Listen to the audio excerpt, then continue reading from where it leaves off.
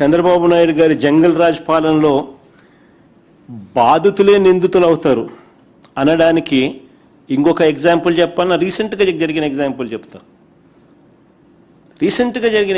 చెప్తా. బాధితులే చంద్రబాబు నాయుడు గారి పాలనలో నిందితులు అవుతారు అని చెప్పడానికి ఇంకొక చిన్న ఎగ్జాంపుల్.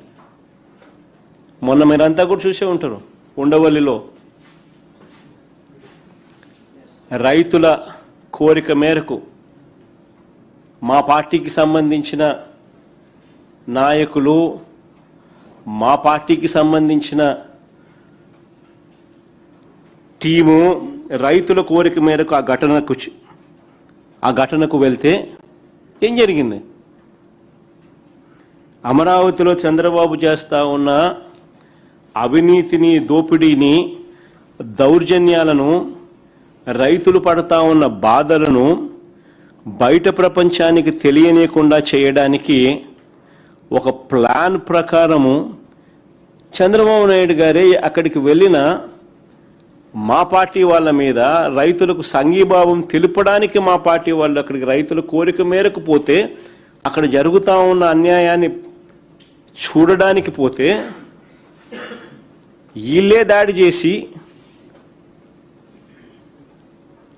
బాధితుడైన మా పార్టీ వాళ్ళను నిందితులుగా చూపిస్తా ఉన్నారు.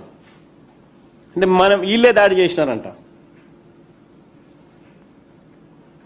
అంటే లిటరల్గా కళ్ళ ఎదుటే కనిపిస్తూ ఉంది. ఇది న్యాయం, ధర్మం అనే దానికి పూర్తిగా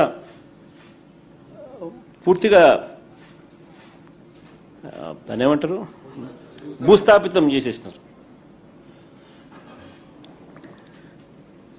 ఇటీవలే రాజధాని గ్రామాల్లో రైతులు నన్ను కలిసినారు. మీ అందరికీ కూడా ఈ సీక్వెన్స్ ఆఫ్ ఈవెంట్స్ తెలిసే ఉంటుంది. బట్ జస్ట్ టు రికలెక్ట్, ఇటీవలనే రాజధాని ప్రాంతానికి సంబంధించిన రైతులందరూ ఇక్కడే ఇదే మాదిరిగానే కూర్చున్నారు.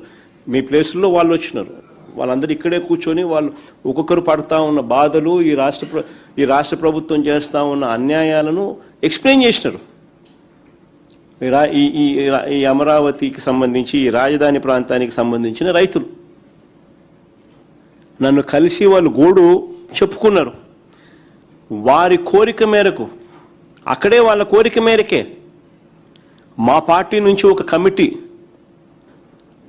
కమిటీని, ఒక లీగల్ టీంను పెట్టాం. వాళ్ళ కోరిక మేరకే కోర్టుల్లో వారి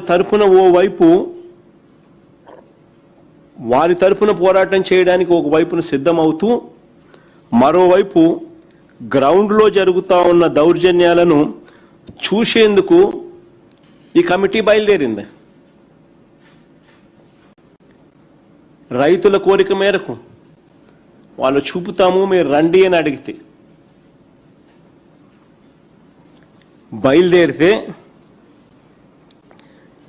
వీళ్ళంతా రైతుల ఆహ్వానం మేరకు ఈ కమిటీ అక్కడికి వెళ్తే ఏకంగా మా పార్టీకి చెందిన మాజీ మంత్రులను, ఎమ్మెల్సీల మీద, పార్టీ నాయకుల మీద దారుణంగా దాడులు చేసి హత్యాయత్నం చేశారు.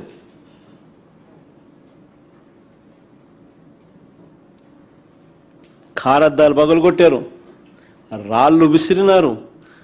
ఆ రాళ్ల గాయాలతో కానిస్టేబుల్ కూడా గాయాలై, కానిస్టేబుల్ కూడా ఒక మనిషి హాస్పిటలైజ్ అయినాడు.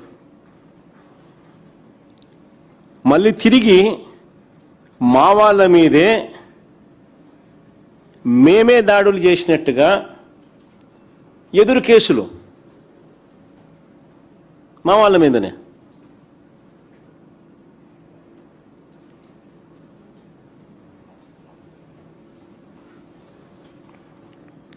నేను అడుగుతా ఉన్నా, మన కళ్ళ ఎదుటే కనిపిస్తా ఉన్నా.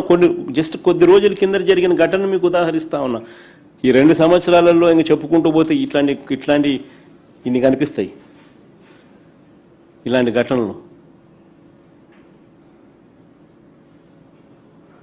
అమరావతితో పేరుతో చంద్రబాబు చేస్తా ఉన్న దారుణాలకు బలైపోతా ఉన్న రైతులకు తోడుగా నిలబడడం ఏమన్నా తప్పు అవుతుందా అని అడుగుతా ఉన్నా.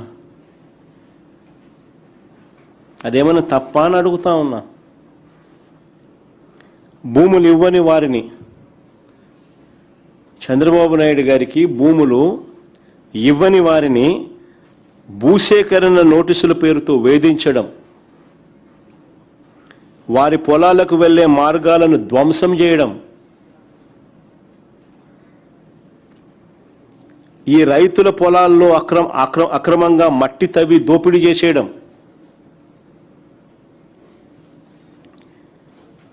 ఇంకా దారుణం ఏమిటంటే కొండవీటి వాగు నీటిని వీరి భూముల్లోకి బలవంతంగా మళ్లించి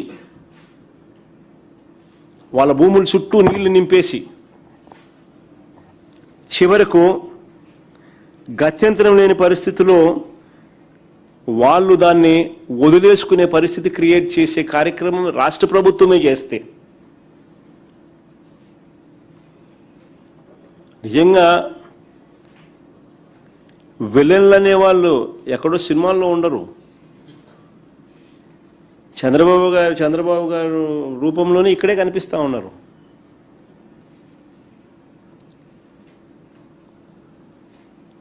ఇవన్నీ నిజంగా సినిమాలలోనే చూస్తాం మనం, విలన్లు చేసే పనులు. ఇక్కడ ఇవన్నీ మన కళ్ళ ముందే కనిపిస్తూ ఉన్నాయి.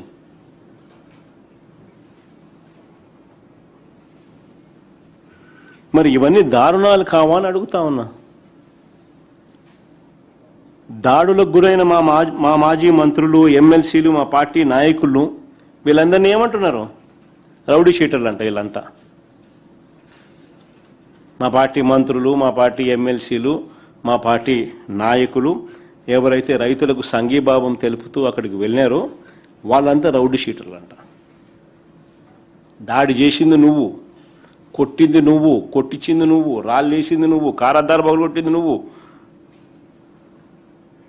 రౌడీలను పెట్టుకుంది నువ్వు, మా వాళ్ళ రౌడీ షీటర్లు అంటారు. నిజంగా ఎన్టీఆర్ గారు గన బతికుంటే చంద్రబాబు నాయుడు గారిని ప్రశ్నించేంత సమయం ఆయనకు ఉండింటే ఆయన కూడా రౌడీ షీటర్ అని ఇందులో. ఎన్టీఆర్ గారైనా అంతే, లక్ష్మీపార్వతి గారైనా అంతే. ఎవరైనా ఆయన ప్రశ్నిస్తే రౌడీ షీటరే.